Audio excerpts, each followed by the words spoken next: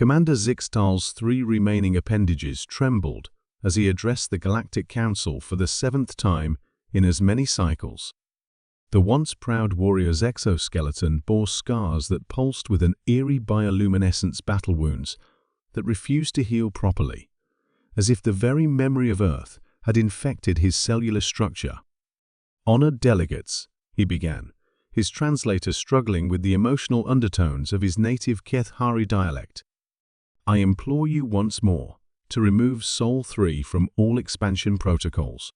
That world is not what our intelligence suggests." A ripple of barely concealed mirth passed through the assembled representatives. High Chancellor Mordun of the hegemony leaned forward, his crystalline features reflecting the chamber's ambient light in prismatic patterns. Commander Zixtal, Mordun's voice carried the condescending tone reserved for the mentally unstable. "Your fleet was composed of outdated vessels and undertrained crews.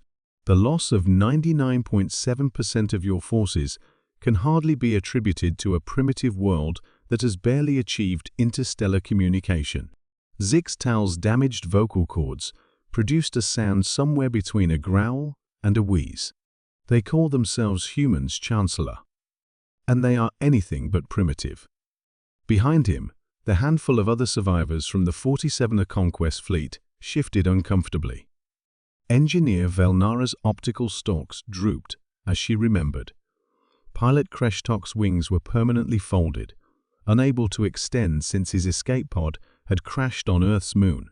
Medical Officer Yinth still flinched whenever anyone mentioned the word coffee, though none present understood why.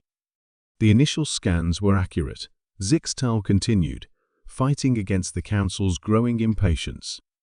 Carbon-based bipeds, rudimentary nuclear capabilities, no faster than light travel. By all metrics, Sol 3 should have fallen within a standard rotation. Yet here you are, interjected Ambassador Thex of the Trade Consortium, her serpentine form coiled in obvious amusement, claiming that these humans somehow repelled the might of the Kethari Empire. "Not repelled," Zixtal corrected, his voice dropping to barely above a whisper. "They enjoyed it." The chamber fell silent for exactly 1.3 seconds before erupting in laughter. Even the typically stoic Zen theory representatives allowed their probability engines to emit amused chirping sounds. Zixtal pressed on, desperate. The first wave encountered no resistance. Their primitive weapons, projectile-based chemical explosives, couldn't penetrate our shields. "We thought it would be a routine cleansing operation." His appendages clenched involuntarily. That's when they started. "Adapting." "Adapting how?" Chancellor Mordun asked, though his tone suggested he was merely humoring the broken commander. "They began using our own technology against us. Not stealing it, reverse engineering it in real time, during combat. Their military leaders would examine destroyed Kethari equipment and somehow understand principles that took our scientists centuries to develop." Zixtal's bioluminescent scars pulsed brighter. But that wasn't the worst part. Engineer Velnara stepped forward, her voice barely audible. "They started enjoying the challenge." "Elaborate?" demanded the Chancellor. "When conventional warfare failed them, they became creative. They turned their entertainment media into tactical manuals." "They." Velnara's optical stalks swiveled in distress.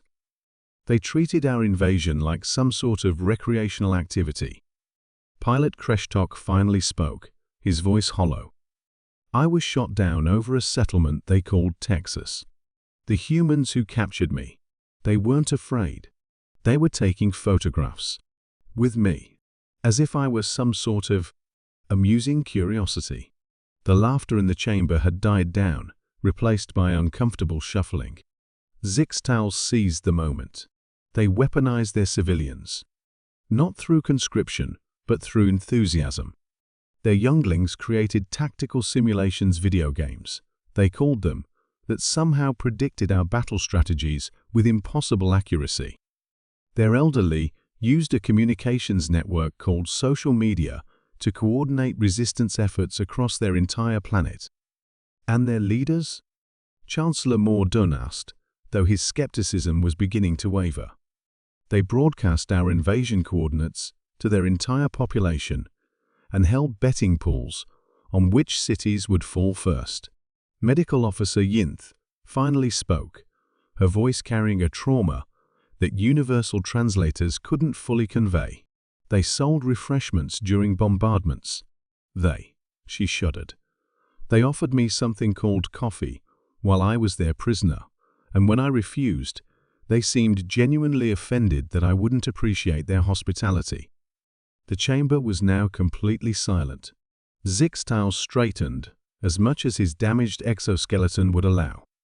Honored delegates, I've served in 43 successful conquest campaigns. I've seen worlds burn and civilizations crumble.